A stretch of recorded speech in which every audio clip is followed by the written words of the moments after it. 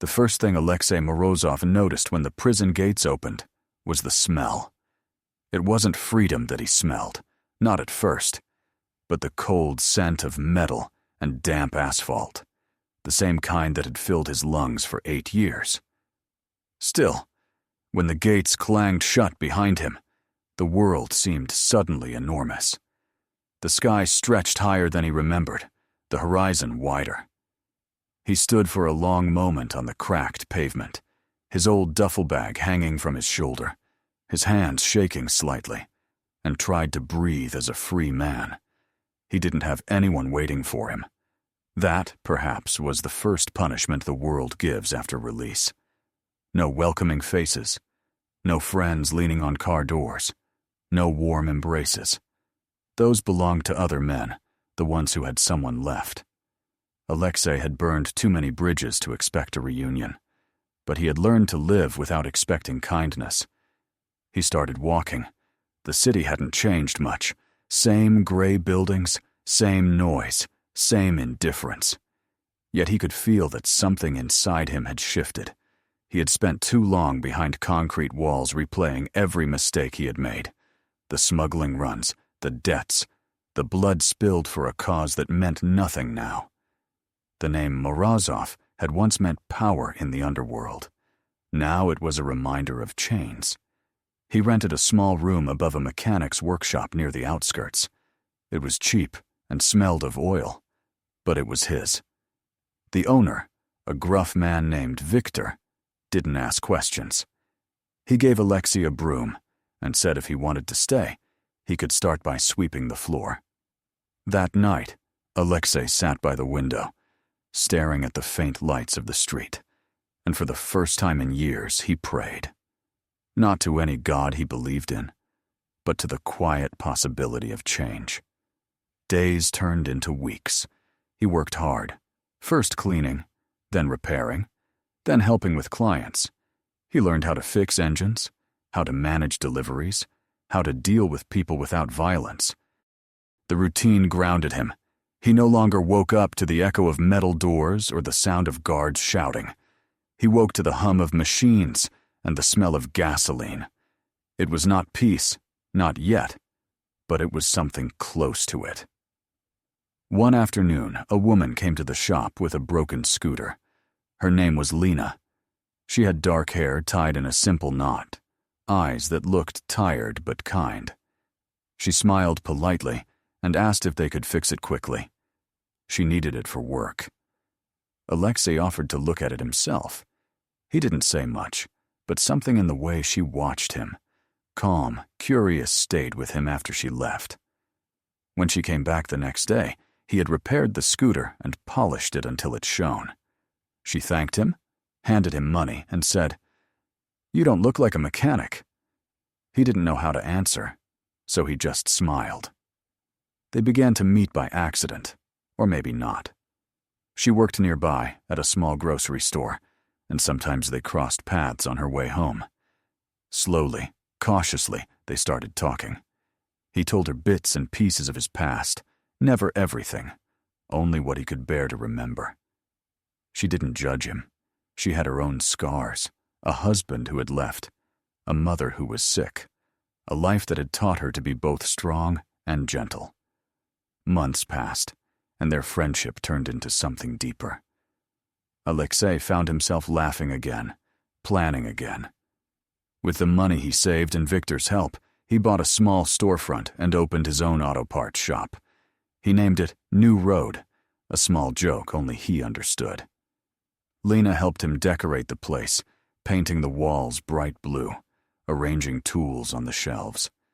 It became a symbol of everything he was trying to build: honest work, quiet life, stability. When he asked her to marry him, it wasn't with grand words. They were sitting on a bench outside the shop one evening, the air smelling of rain and gasoline. He simply said, "Lena, I don't want to lose what we have. Stay with me." She smiled and took his hand. That was enough. Their wedding was small, just a few friends, a modest restaurant, her mother smiling through tears. For the first time in years, Alexei felt clean. He sold the last of his old contacts, erased the numbers, burned the papers. When his daughter was born a year later, he held her in his arms and whispered, "You'll never know the life I lived." He named her Masha, after his sister, who had died when he was young. The baby's tiny hand wrapped around his finger, and he swore silently that nothing would ever hurt her. Life settled into rhythm. The shop grew popular. Locals came to trust him. He became known not as an ex-convict, but as the man who could fix anything. Lena managed the accounts. Masha learned to walk among the shelves of spare parts, giggling as she knocked over bolts and screws. Their evenings were filled with laughter, music, and small routines that felt sacred.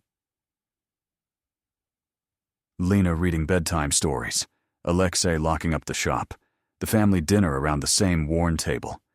Yet, sometimes, late at night, when the streets fell silent, Alexei would wake, drenched in sweat. The old dreams returned, faces of men he'd betrayed, the echo of gunfire, the memory of a warehouse burning. He would lie awake, staring at the ceiling, trying to convince himself that the past was truly gone. He told no one. Lena sensed it sometimes, the shadow behind his eyes, but she never pressed him. She believed in his goodness more than he did.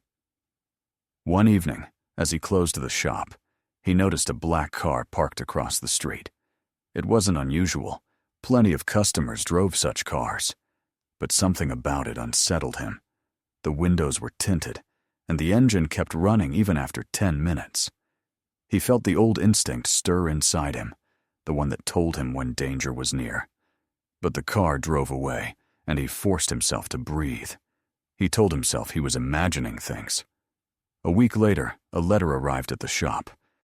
No return address, no stamp, just his name, scrawled in handwriting he almost recognized. Inside was a single piece of paper, blank except for one sentence. "We don't forget our own." He stared at it for a long time, feeling his heart slow and then quicken. The past, it seemed, had remembered him. He didn't tell Lena. He tore up the letter and threw it away. For days he tried to act normal, focusing on customers, on repairs, on laughter at home. But the thought gnawed at him. Who had sent it? What did they want? The city's underworld had changed since he'd been locked up. New names, new power structures. Yet the message felt personal, intimate. Someone who knew him. Someone who wanted him to know they were watching. Despite the unease, life went on. Masha started school. Lena's mother moved in with them for a while, and Alexei poured himself into work.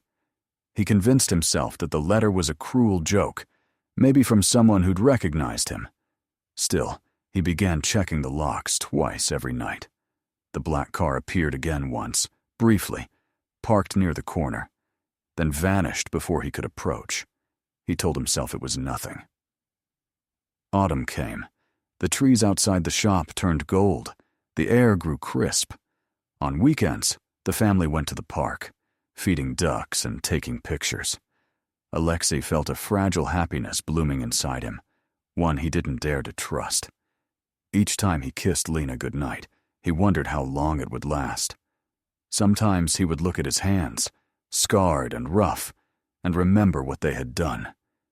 He could still feel the weight of the gun, the echo of the first man he'd ever killed. But then Masha's laughter would cut through the noise in his head, and he'd think, maybe this is redemption, not erasing the past, but building something stronger over it. Years of blood and regret had taught him that peace is not given. It is earned. And as he watched his daughter chase sunlight across the yard, he allowed himself to believe, just for a moment, that he had earned it. He didn't know that somewhere in the city, men were already speaking his name again. He didn't know that his absence had created a debt only he could repay. He didn't know that the night which would shatter everything was already on its way. For now, he locked up the shop, turned off the lights, and walked home through the quiet streets. The world was calm, the sky wide and forgiving. He reached his door, kissed his sleeping daughter's forehead, and whispered good night to his wife.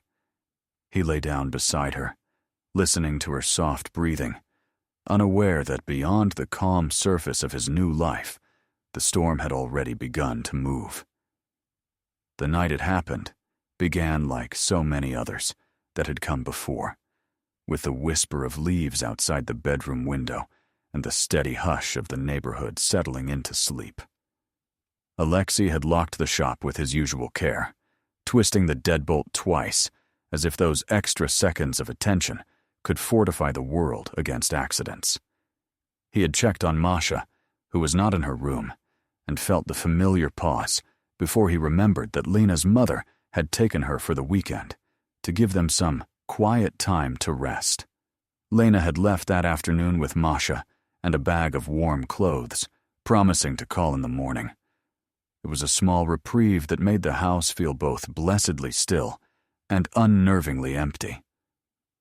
Alexei had brewed tea, washed 2 cups, and turned off the kitchen light before lying down in a darkness that seemed deeper for the absence of his daughter's soft snore and the rustle of bedtime stories. He reached for Lena's side of the bed out of habit and found only the cool trace of her absence. He exhaled, closed his eyes, and told himself that sleep would be simple. The dream that came was not one of his worst, not the old warehouse burning or the gun barrel cold against his teeth. It was a fragment of childhood, a shoreline at dusk, his sister's laugh carried by the wind. He walked past fallen branches toward some unknown point on the horizon, and then that horizon shattered like a pane of glass. The first sound was not a door or a window, or even the deliberate tread of a footfall. It was the absence of the ordinary silence, a wake of air, the house holding its breath. Then the crash announced itself, a splintering from the back of the house that tore him awake in a single, merciless instant. He sat up, mind blank, animal instinct taking over. For half a breath, he didn't know where he was. The dark was thick around him, the smell of clean sheets, and the mild iron of his own sweat startlingly sharp. He swung his legs to the floor and reached for the lamp, then froze with his fingers on the switch. Another sound, the unmistakable percussive rhythm of boots against tile, moved through the kitchen. He stood, muscles remembering old patterns, and thought of Lena's mother and the drive they had taken, the safety of a different roof. The narrow mercy of that timing felt like a prayer, answered even as menace seeped under the bedroom door like smoke. The hall to the kitchen was short, but it stretched now with the elastic terror of the moment, like a tunnel that could go on forever if he let it. He didn't have a weapon, not in this house, not since he had made himself a promise about who he would be in the presence of his daughter. The only thing within reach was a heavy ceramic vase near the doorway, a gift from a customer whose gratitude had come in the form of something both beautiful and useless. He gripped it by the neck and moved on the balls of his feet, counting breaths, trying to remember the plane of the room, the position of the table, the soft catch on the third board. He did not make it to the kitchen. They came to him first, a shadow breaking loose from the darkness, and another behind it. He had 2 good swings, the vase cracking into an arm with a sound like a snapped branch, then shattering against the shoulder of a second man. Shards skittered across the floor. He tried to pivot, to shove his weight into a tackle that could use the narrow hallway as a choke point, but the third was already there, and the fourth behind. The hallway, a funnel of pain closing around him. A blow landed in the kidneys and pulled the strength out of his legs. He went down onto one knee, lashing out with an elbow, feeling the dull give of someone's cheekbone and the electric jolt that ran up his arm. Hands closed on him, an arm around his throat, another wrenching his wrist. The inside of his skull flashed white.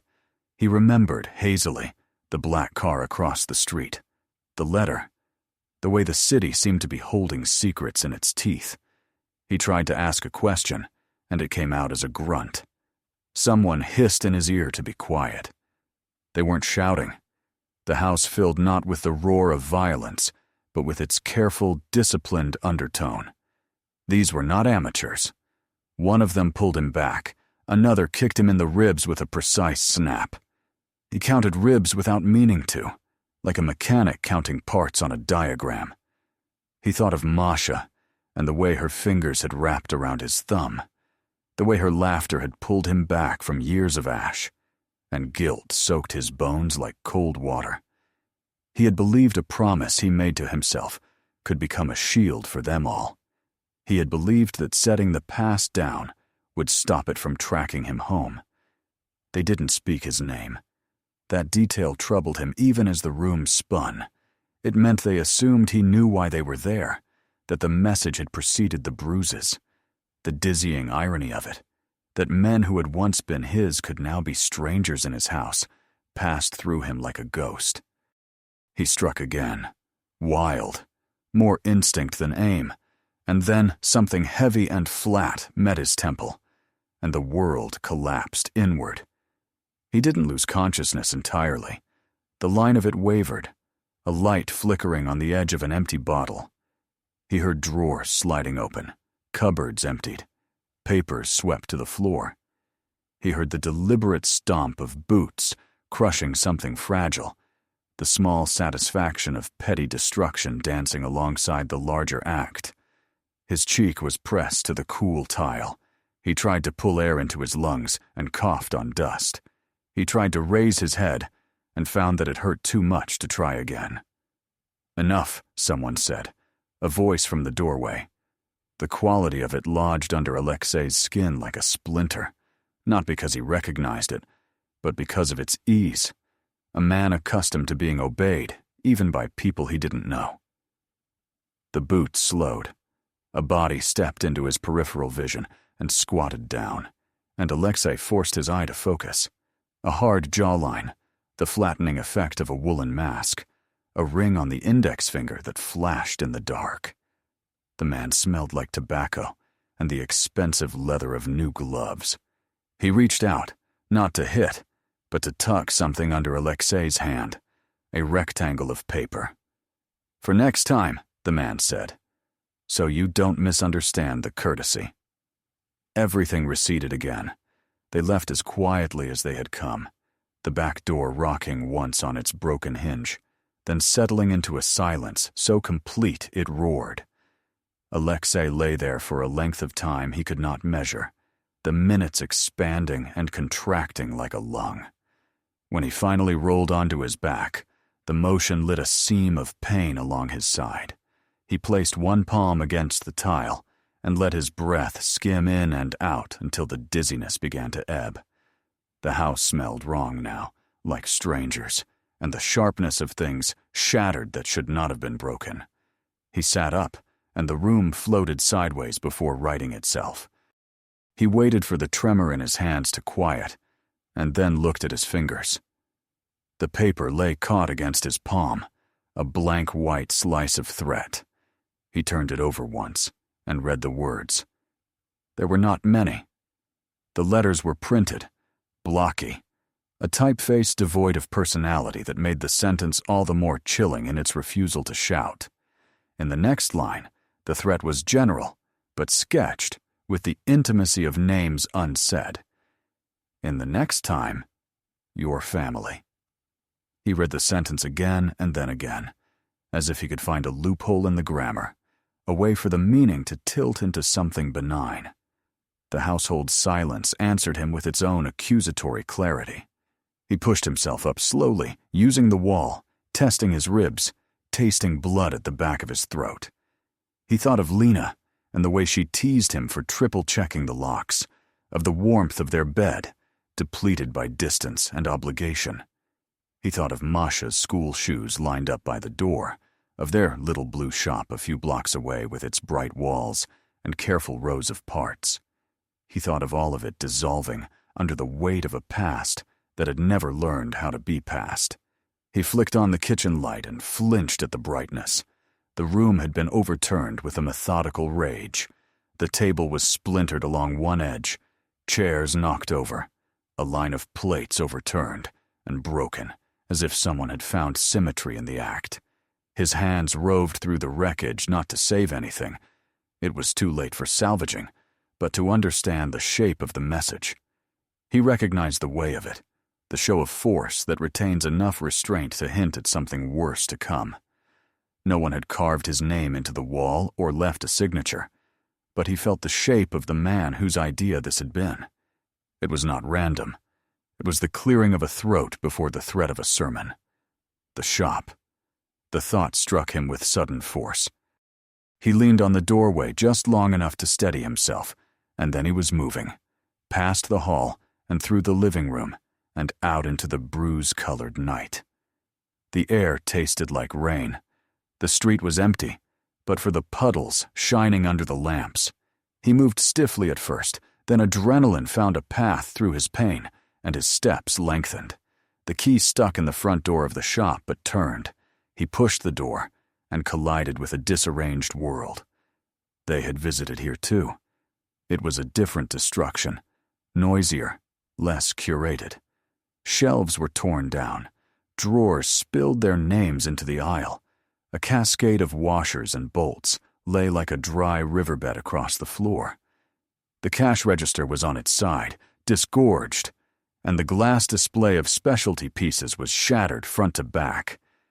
He stood in the doorway and closed his eyes. The blue paint on the walls seemed suddenly childish, an optimism too bright to be believed. He thought of the hours it had taken to arrange those rows of parts, the small pride he had felt in how neat and inviting it looked. He had thought the shop was a language he could speak fluently now, one not written in blood. It had been a prayer, and prayers, he was remembering, were not promises. He stepped forward and glass crunched under his shoes, the sound bright and brittle. He righted a shelf and then left it tilting, because what did it matter if a shelf could stand, when the future hanging on it was suddenly not anchored? He found the small framed photo of Lena and Masha that had sat by the register, the corner nicked, the glass webbed with fractures. He slid the photograph out carefully and tucked it into his jacket pocket.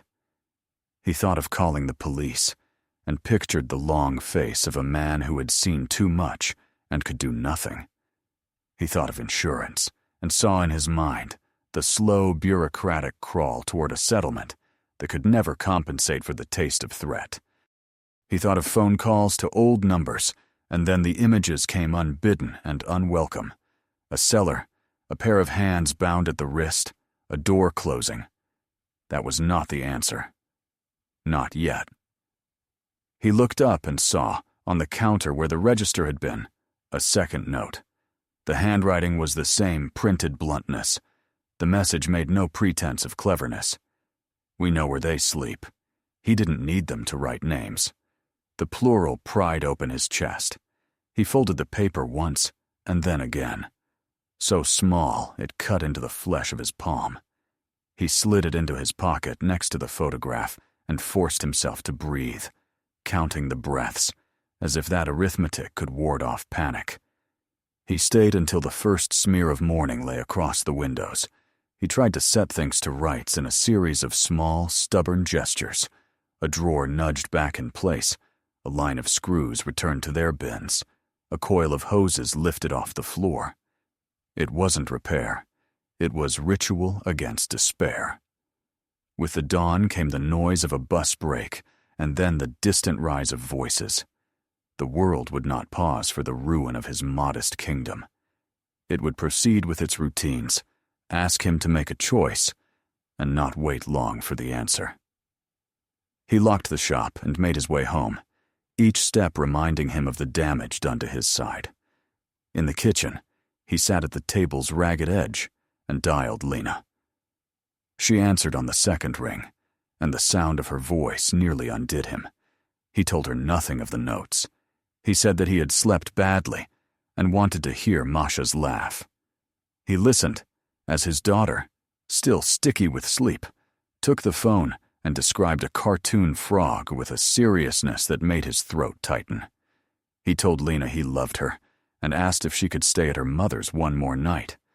When she asked why, he told her the truth bent into the shape of a lie, that he wanted to work late at the shop and maybe paint the front display before customers returned.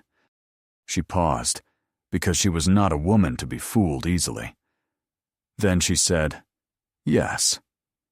He thanked her with a gratitude so deep it came out as a whisper. After he hung up, the house's quiet returned to its expectant hush. He washed his face at the sink and watched the water run pink for a moment, then clear. He changed his shirt and found a jacket that would hide the worst of the damage. He stood in the hallway and looked at the framed school photograph of Masha, grinning gap-toothed at the camera, at the crooked little clay bowl she had made, at the slippers Lena always left by the door, and felt the shape of a decision rising in him like a tide. He had not wanted to speak this language again. He had believed himself retired from it, through the sheer force of his will and the innocence he had borrowed from the presence of his child. The city, or the men in it, had reminded him of the oldest grammar he knew. There was only one place to go if he wanted the notes to mean something other than an inevitability. He needed to know what they wanted. He needed to see whether there was any leverage, but the leverage of capitulation. He had to ask the question no one wants to ask the past. What would it take for you to let me live? The morning traffic had begun to thicken. The city smelled of wet concrete and exhaust. He walked at first, and then took a bus, and then walked again, through streets whose names he hadn't said out loud in years, past corners that were map pins of an old life. As he approached the district where the old warehouses leaned like tired soldiers, his body remembered a route around cameras and eyes. He had come to this place once as a king, presiding over his own progression. He came now as a supplicant, with something to lose. The building he sought was almost modest in its arrogance, a clean facade on a street that had not earned such polish.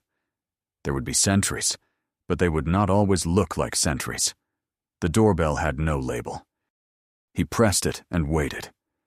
He was careful not to let his hands curl into fists. When the panel slid back and a face peered out, he met the gaze steadily. Not combative, but not unsure. The panel shut. The lock clicked. The door opened, and he stepped into air-conditioned quiet that smelled of coffee and the faint metallic note of money counted and recounted. He knew then that he had come to the right place, and that the answer to his question would be bitter. He expected some delay, some small humiliation of waiting with the men by the wall who would pretend not to stare at the bruise coloring his jaw. But the command chain here was efficient, and in a few minutes, a young man with a tablet gestured him down a hall to a room slick with minimalism and understated power. The man at the table did not rise. He did not need to. He placed his palms flat and let Alexei approach, the tilt of his head the only concession to courtesy. His suit was the kind of black that was more idea than fabric. His eyes contained a cold intelligence Alexei had once spent a career trying to cultivate in himself. "Alexei Morozov," the man said, and the name sounded different in his mouth, less a summoning than an assessment. "You should have come sooner." "I wanted to see if there was still a choice," Alexei replied, and his voice didn't shake.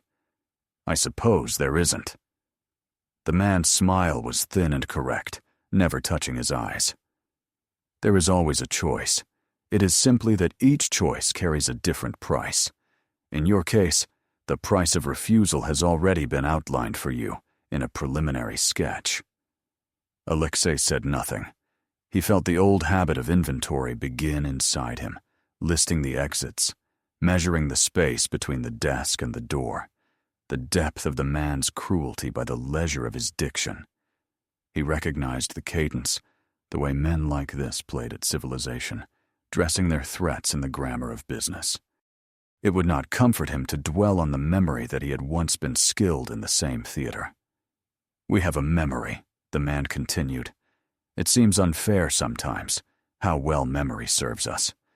We remember you before your, let us call it, sabbatical. We remember your competence. We remember your capacity for persuasion. We remember how tidy the books were when your discipline was applied. The city has grown untidy in your absence. We extend to you an invitation to correct that." Alexei's fingers found the edge of his chair. "You broke my house," he said. "You broke my shop. You placed a note under my hand while I bled on my own floor. The invitation is a curious word for that." "The invitation is the polite part," the man said, as if explaining a small etiquette. "The rest is merely punctuation. Say yes, and the punctuation vanishes. Say no, and the sentence ends with an exclamation point you won't enjoy." Alexei thought of Lena. He thought of Masha's breath steady in sleep at her grandmother's apartment. He summoned their faces, as if they could stand between him and the man's words. "What is it you want?" he said, though he knew the answer. He needed to hear it in the room. "We want you back," the man said simply. "We want the old proficiency. We want the fear your name used to produce. We want the order that fear could enact. You will report to me. We will keep your life quiet, so long as it is lived inside the lines I draw for it. The first assignment is modest. Think of it as a demonstration of good faith.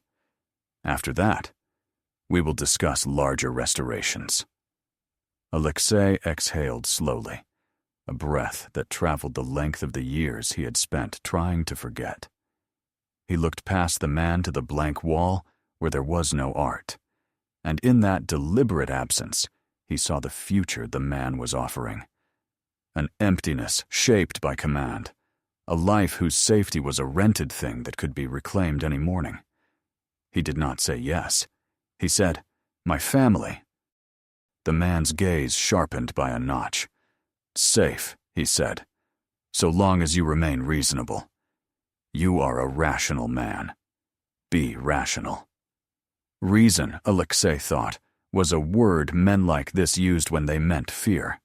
He could rage. He could stand up. He could split the room into a storm and leave it with his blood on the carpet and nothing gained. Or he could buy time. He could step inside the old house and find a staircase out the back.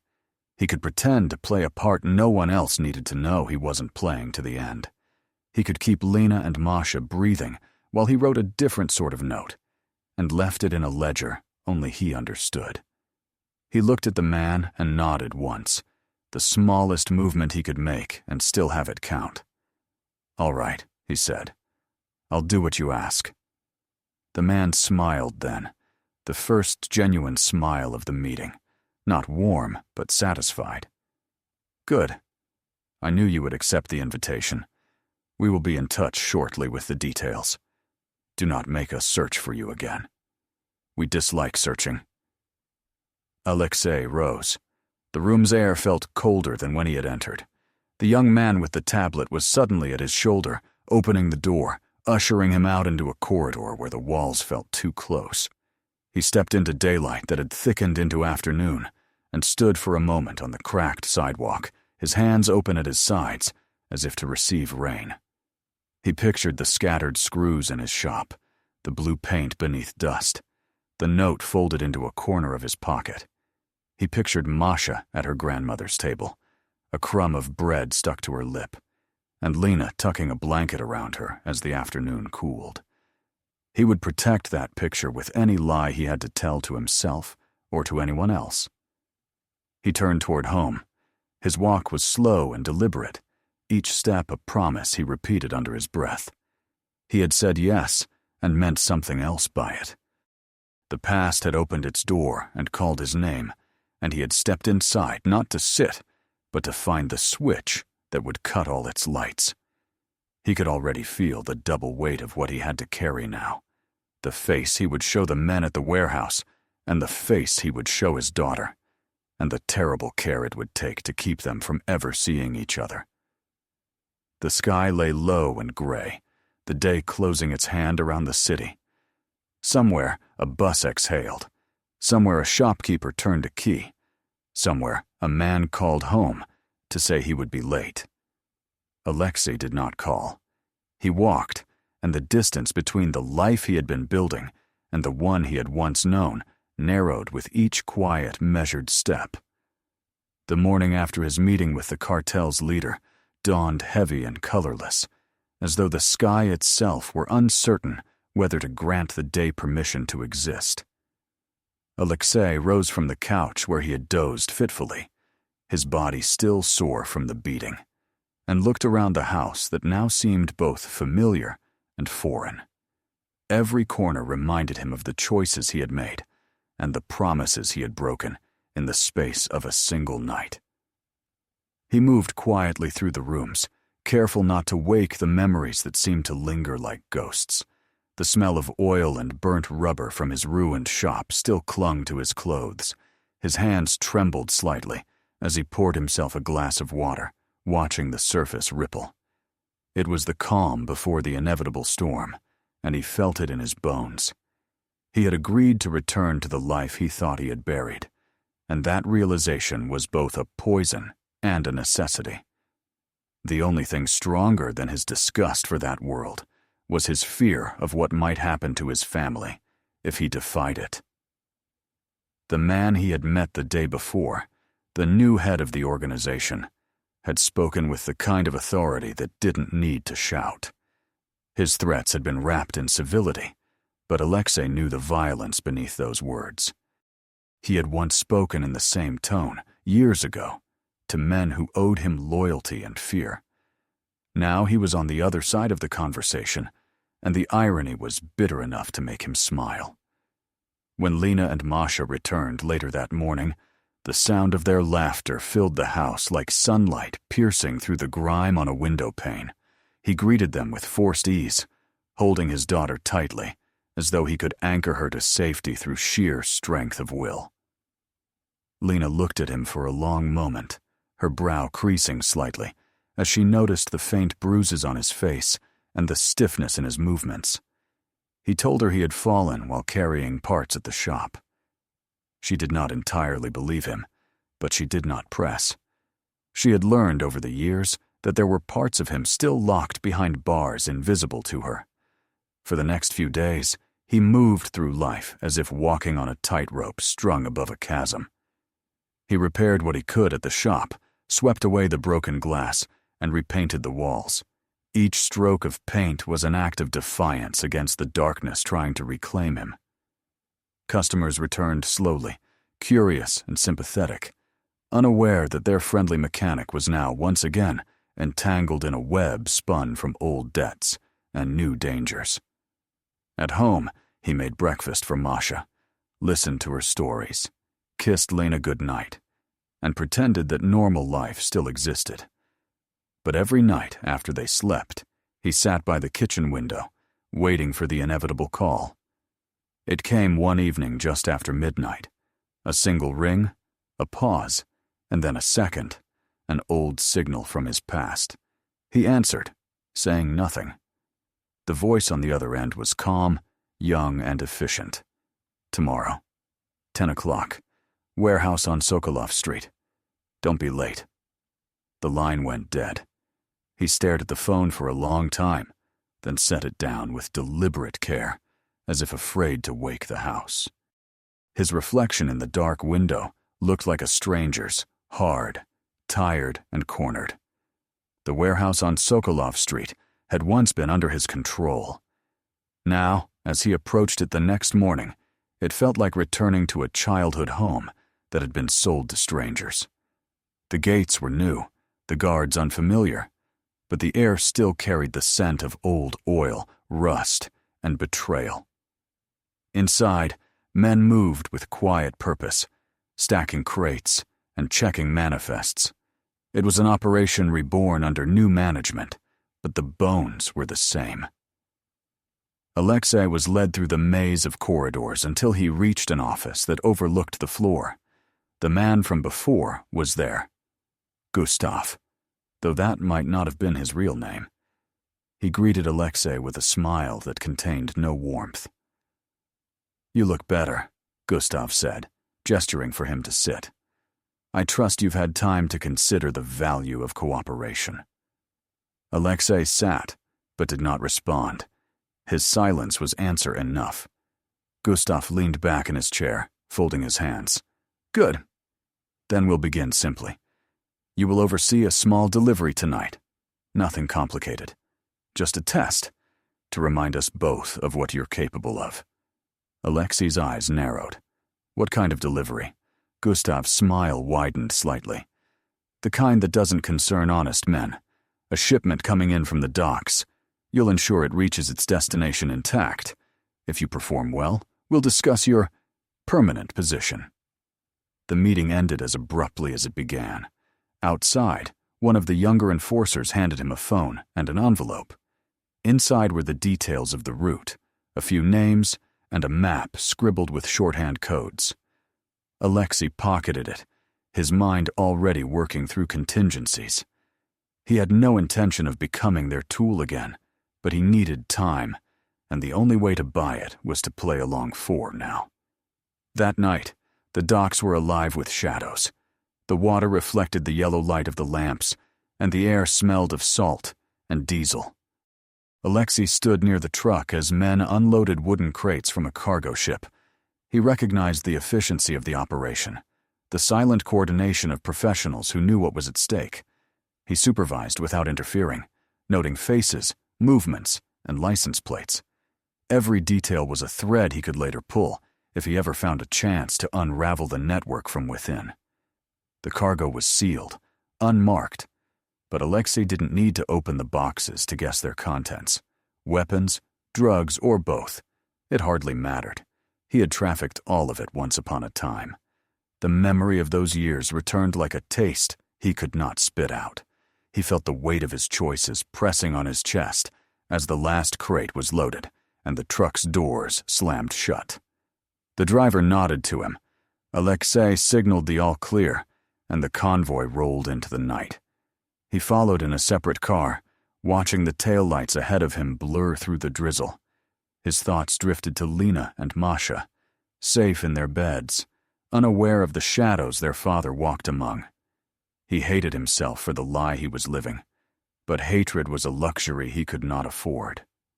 Survival demanded obedience, at least on the surface. When the convoy reached its destination, a storage facility on the city's outskirts, Alexei watched as the guards opened the gates and waved them through. The delivery went off without incident. He should have felt relief, but what he felt instead was the familiar tightening of the noose. Gustav was pleased. "Efficient," he said, when Alexei reported back. "I see that the years haven't dulled your instincts. We'll be needing them." He handed Alexei a small envelope filled with cash, a token of appreciation.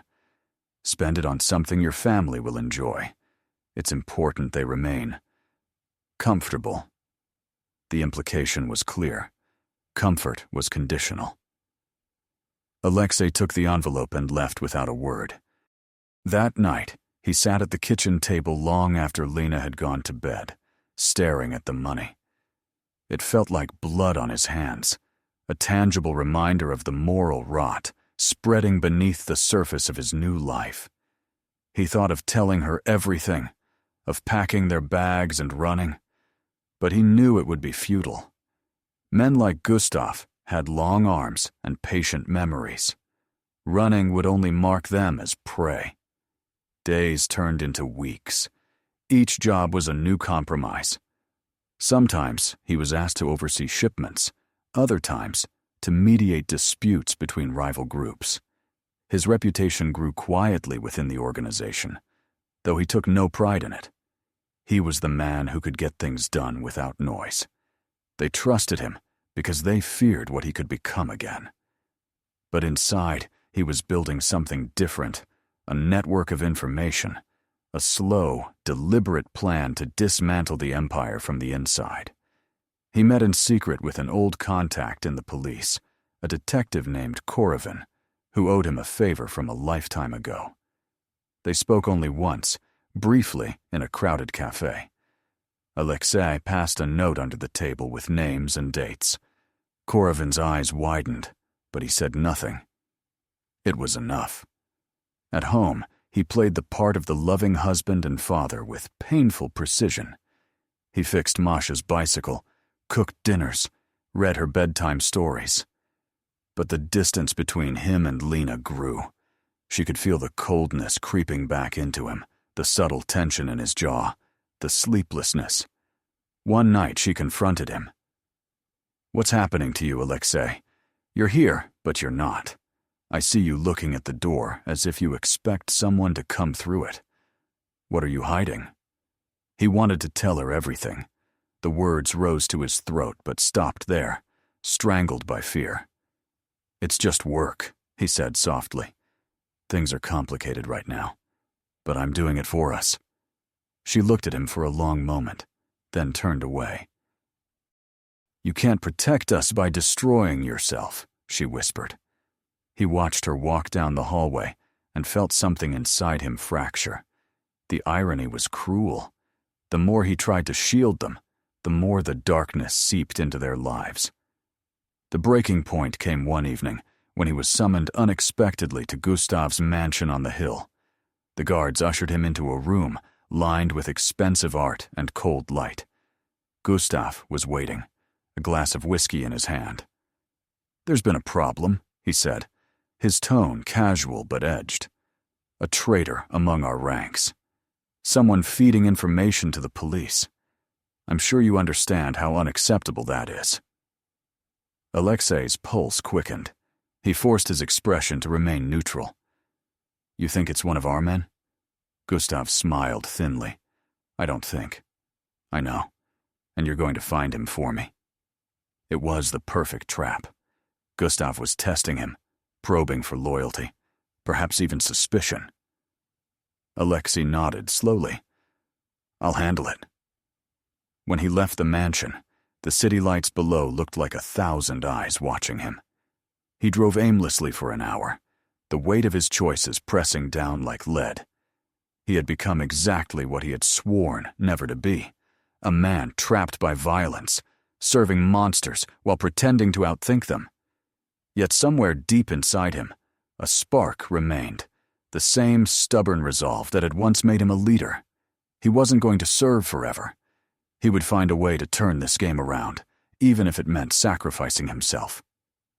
That night, as he parked outside his house, he sat for a long time before going in. The light in Masha's room was still on. He could hear her soft voice reading to her dolls. For a moment, the world outside ceased to exist. He went inside quietly, kissed her forehead, and whispered, "I promise, everything I do for you." She smiled in her sleep, unaware of the storm gathering around them. When he lay beside Lena, he stared at the ceiling, feeling the tremor of distant thunder. He knew what awaited him, the inevitable confrontation, the unraveling of lies. Old debts demanded payment, and he had delayed his too long. Somewhere in the dark city, Gustav's men were already moving, hunting the phantom traitor he himself had become. Alexei's path was set, though he did not yet know where it would end. But he knew one thing with brutal certainty. There was no turning back now. The war he had hoped to escape was once again his to fight, and this time he would make sure it was the last. Morning arrived with a dull and colorless light that crept hesitantly through the curtains, casting pale stripes across the floorboards of Alexei's kitchen. He sat there motionless, his hands around a cup of black coffee that had long since gone cold. The rhythmic ticking of the wall clock sounded unnaturally loud, as though it were marking not the passage of seconds, but the slow unraveling of his double life. The last few weeks had turned existence into an exhausting performance. Every gesture calculated, every word filtered through layers of caution. He had become both the servant and the spy, a man walking on glass, forced to smile at those who would kill him the moment he faltered. And yet he kept going, because behind all that fear and deceit stood the image of Lena and Masha, their laughter, their warmth, and the fragile peace that depended entirely on his silence. Outside, the city moved through its morning routine, oblivious to the war that was being fought in its shadows. Delivery trucks groaned down the street. A vendor shouted somewhere beyond the corner. A dog barked twice and fell silent. Ordinary sounds for ordinary lives. Alexei envied them. He had forgotten what it felt like to exist without vigilance, to wake up without counting escape routes. He sipped the bitter coffee and thought of the meeting he had that afternoon. Gustav had summoned him again, this time to discuss the traitor. The word lingered in his mind like smoke. He knew that Gustav suspected someone high in the ranks, but what he didn't know, what Alexei prayed he didn't know, was how close that traitor truly stood.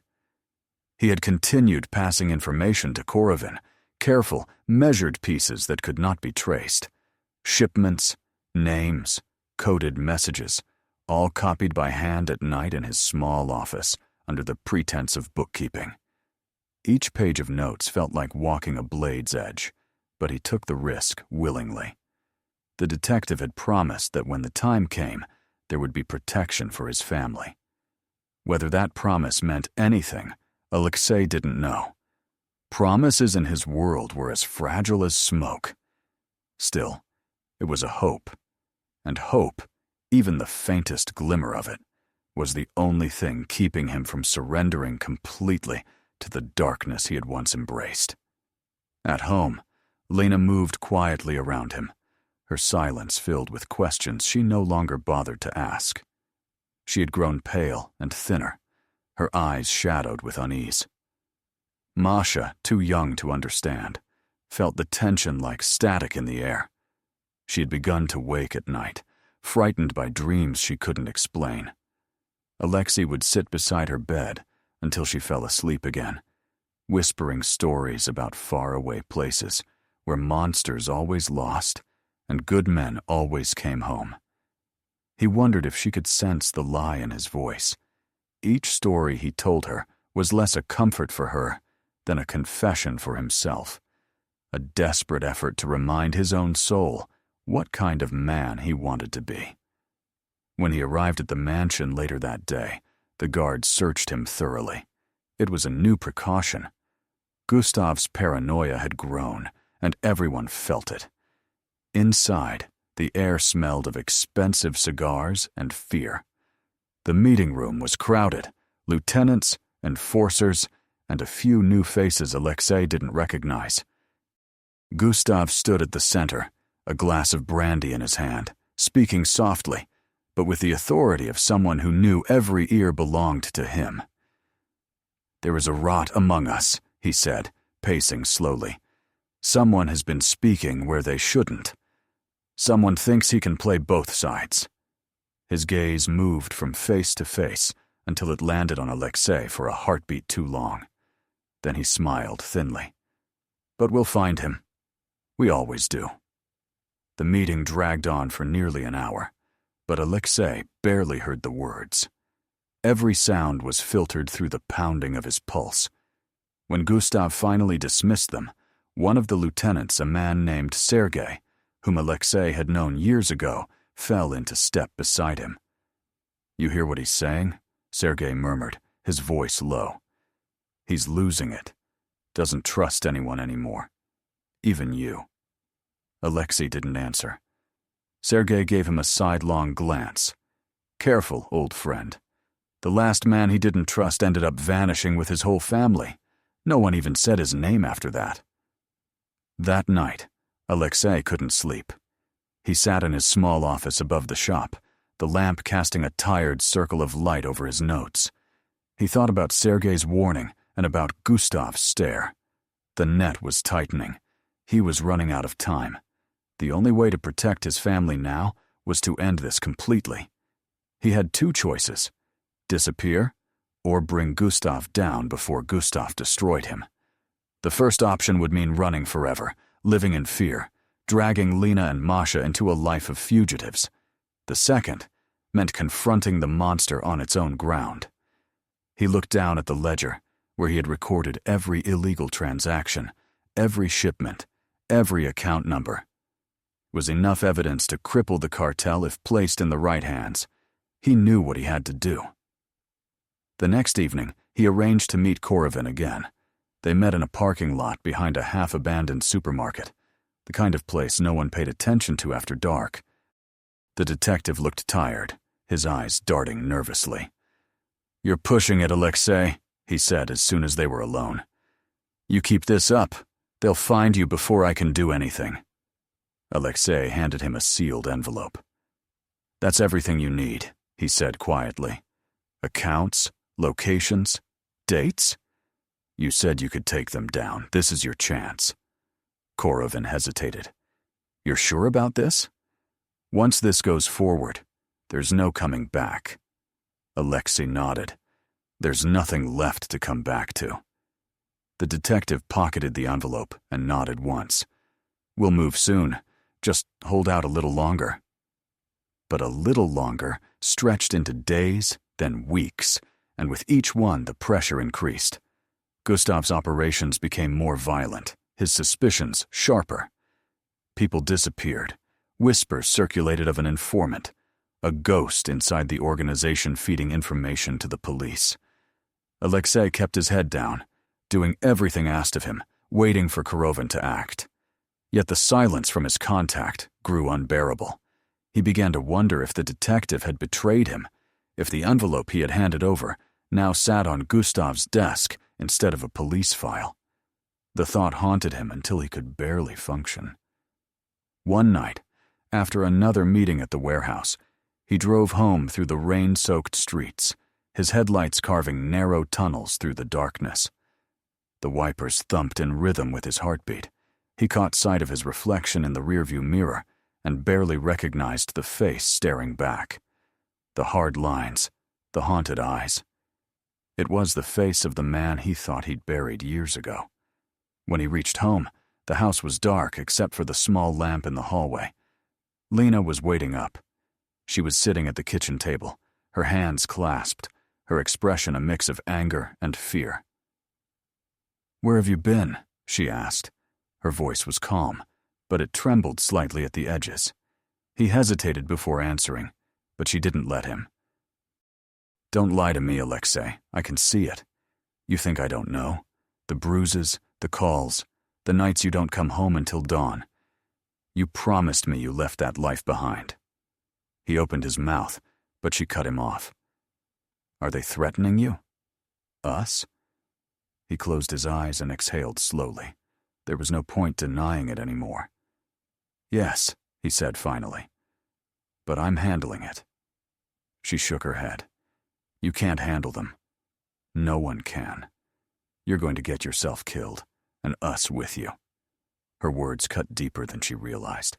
He wanted to tell her that everything he was doing, every risk, every lie was for her and Masha. But he knew she would never understand. Not until it was over. "Just trust me," he said softly. "Please." She looked at him for a long time, then stood up. "I did once," she whispered, and walked out of the room. He sat there for a long time after she was gone, listening to the distant sound of his daughter's breathing through the thin walls, wondering if there would ever be a night again when he could close his eyes without fear. 2 days later, Gustav summoned him again, this time without explanation. The message was terse. "Come now." Alexei arrived at the mansion with his nerves drawn tight. The guards didn't frisk him this time, which worried him more than if they had. Inside, the corridors were too quiet. He was led not to the meeting room, but to a smaller office lined with bookshelves. Gustav was there, standing by the window, his back turned. When he spoke, his tone was conversational, almost friendly. "You've been busy lately, Alexei." Alexei froze. "I don't know what you mean." Gustav turned slowly, holding a single piece of paper. "I think you do. You've always been clever, but clever men forget that others can be clever too." Alexei's stomach dropped. The paper was one of his coded notes, the ones he had thought he'd destroyed. "Where did you get that?" Gustav smiled. "From a friend of yours. Detective Korovin, was it? Unfortunately, he's no longer with us." The room tilted. The air felt thick, impossible to breathe. "He talked," Gustav continued. "Eventually, they all do." He stepped closer. "I should kill you, Alexei, right here. But I won't. Not yet. You've done too much for me to waste so easily. Instead, you're going to make amends." Alexei didn't speak. He couldn't. His mind was racing, but every path ended in blood. "You'll meet with the police tomorrow," Gustav said, his voice quiet. "They'll think you're still feeding them information. You'll feed them something, all right, but it will be what I tell you. They'll believe it, and then we'll find the rest of them. In return, your family stays safe. Refuse, and they die before you even make it home." It was not a choice. Gustav knew that.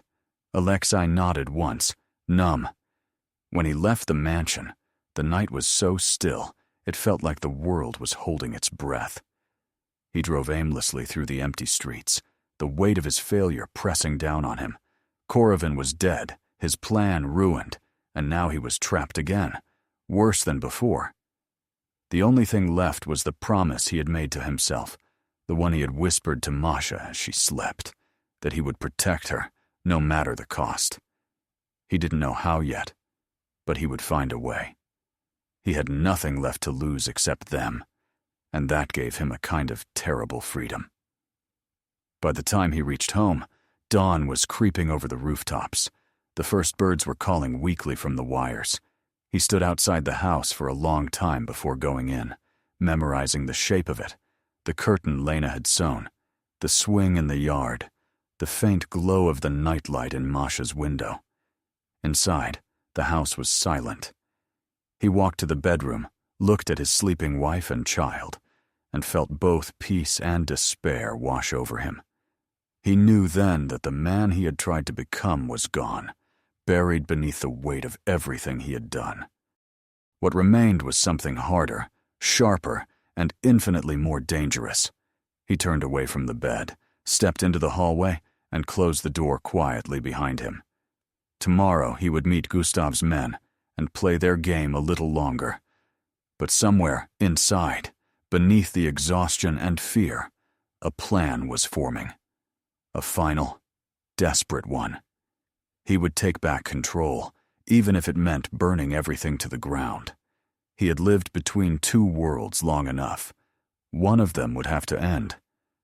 The morning came in silence, thick and heavy, as though the city itself knew that something irreversible was about to unfold.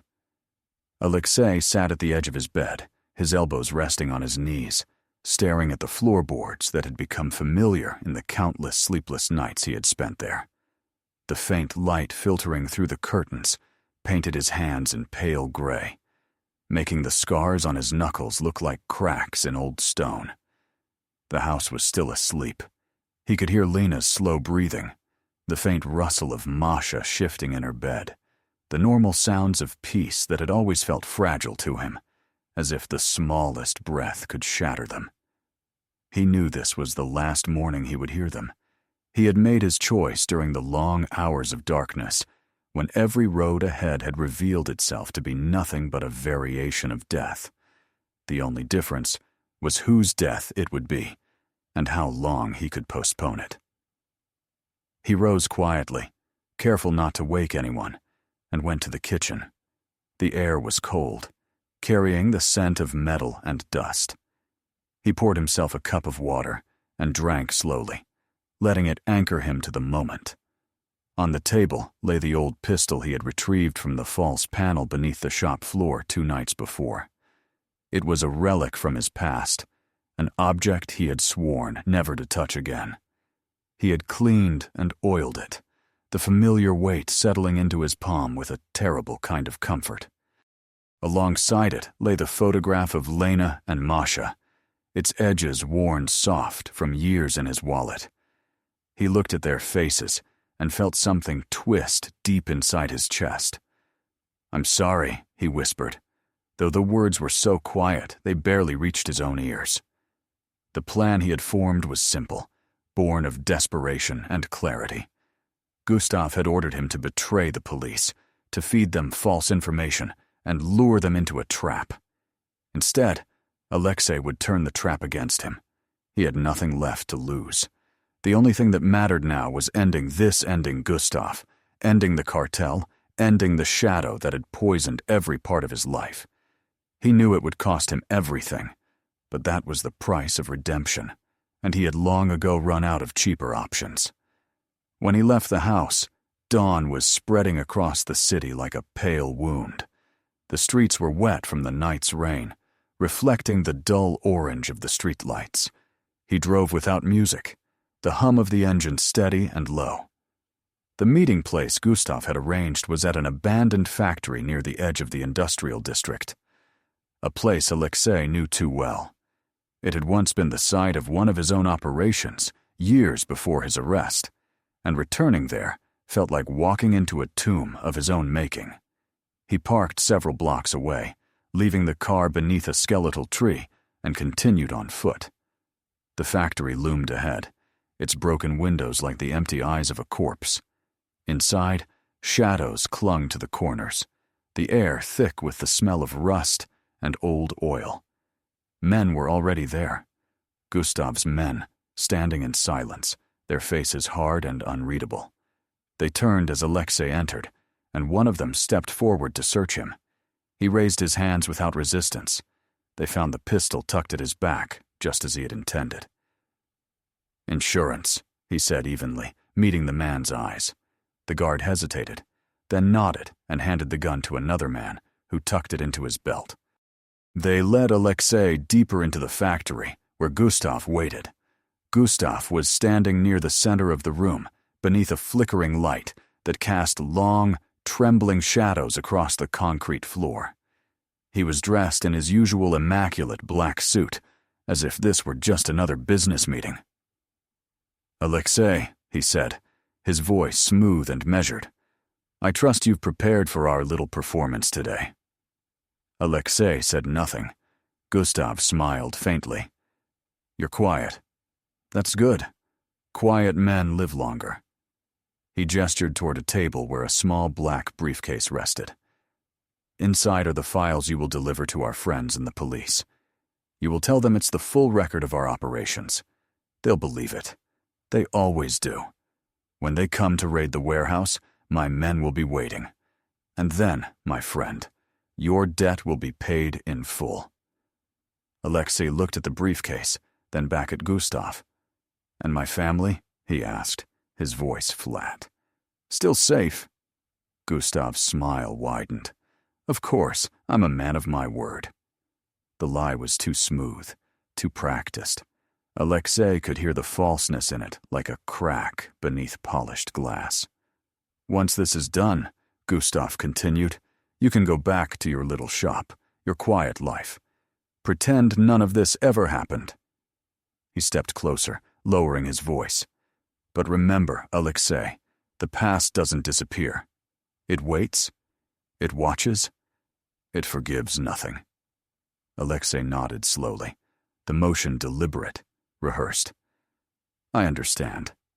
He took the briefcase and turned toward the door. One of the guards stepped aside to let him pass. As he reached the threshold, Gustav spoke again. "Oh, and Alexei!" He paused, his back still to him. "If you even think about running, don't. There are eyes everywhere, even now." Alexei didn't answer.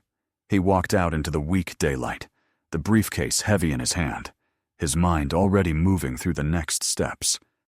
He met with the police later that afternoon in an underground parking lot, the same place where he had once met Korovin. But this time it was different. The officer waiting for him was not Korovin. He was gone now, buried somewhere no one would ever find, but a younger man, cautious, wary. Alexei handed him the briefcase and said quietly, "Everything you need is inside. But listen to me carefully. The raid you're planning, It's a trap. They know. You go in as you are. You're all dead." The officer frowned, uncertain whether to believe him. "Why are you telling me this?" Alexei met his gaze. "Because I'm done watching people die for men who think they own the world." The officer hesitated, then nodded. "We'll adjust.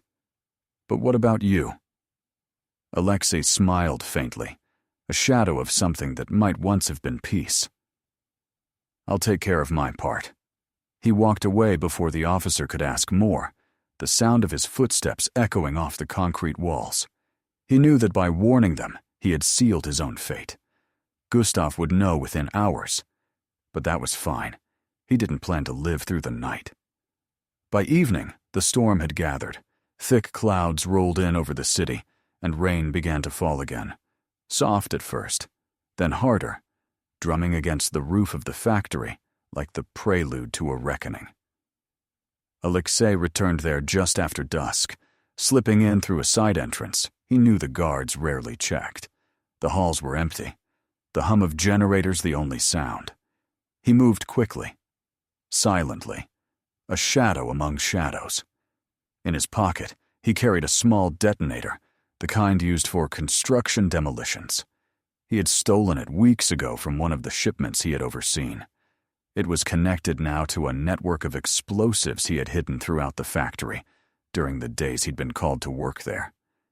It had been his contingency plan, a final insurance policy for when all else failed. Tonight, it would serve its purpose. He reached the upper walkway overlooking the main floor. Below, Gustav and his men were gathered, preparing for what they believed would be their triumph. Crates were stacked in neat rows, vehicles idling near the exit. The air was thick with tension and anticipation. Alexei watched them for a long moment, his hand resting on the cold metal railing. He could end it all with a single press of the button. But before he did, he needed to face Gustav one last time. He descended the stairs quietly, the sound of the rain masking his steps. Gustav saw him as he emerged from the shadows. "Ah," he said, turning with a faint smile. "I was beginning to wonder if you'd run. I suppose I should have known better. You're too proud for that." Alexei stepped closer, his expression unreadable. "It's done," he said. "The police bought it. They'll be here within the hour." Gustav's smile deepened. "Excellent. Then all that's left is to wait." He turned to pour himself a drink, his back momentarily exposed. Alexei could have ended it there, one quick movement, one clean shot, but he wanted him to understand first. "You lied," Alexei said quietly. Gustav paused, glass halfway to his lips. "My family," Alexei continued. "You said they'd be safe, but you sent men to watch them, to follow them." Gustav turned slowly, his expression calm. "Of course I did," he said. "You think I'd leave anything to chance? I know you, Alexei. You're predictable. You'd have done the same." Alexei felt something break inside him then. Not rage, not fear, but a cold, final clarity. "You're right," he said softly. "I would have." The gunshot echoed through the factory like thunder. Gustav's eyes widened, the glass shattering in his hand as he stumbled backward, the dark stain spreading across his chest. For a moment, everything was still. Then chaos erupted. The guards drew their weapons, shouting, but Alexei was already moving, ducking behind a pillar, firing again. Bullets tore through the air, sparks flaring as they struck metal. He moved with the precision of a man who had nothing left to lose, his body remembering what his soul had long rejected. One by one, the guards fell. Smoke filled the air, thick and acrid. The smell of blood mixed with gunpowder, sharp and metallic. When the last man fell, silence returned, broken only by the rain hammering the roof. Alexei stood among the bodies, breathing hard. His shoulder burned from a grazing wound, but he barely felt it. He looked down at Gustav, who lay sprawled on the floor, his eyes glassy, his lips moving soundlessly. Alexei knelt beside him. "This is for everything," he whispered. Gustav's eyes flickered once, then went still. He stood slowly, pulling the detonator from his pocket. The red light blinked steadily, waiting. He thought of Lena and Masha, of their laughter, their warmth, their hope, and he smiled, not in joy, but in acceptance. "It's over," he said to no one in particular. Then he pressed the button. The explosion tore through the factory, a roaring wave of fire and light that swallowed everything in its path. The shockwave shattered windows for blocks, the sound rolling through the city like the end of the world. By the time the police arrived, the building was nothing but a burning skeleton, its insides consumed by flame. They found no survivors, only fragments of steel and ash. And among the debris, near what had once been the center of the room, they found a single object untouched by the fire. A small, scorched photograph of a woman and a little girl, smiling beneath a clear blue sky.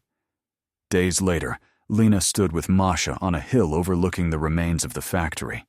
The police had told her it was an accident, a gas explosion, but she knew better.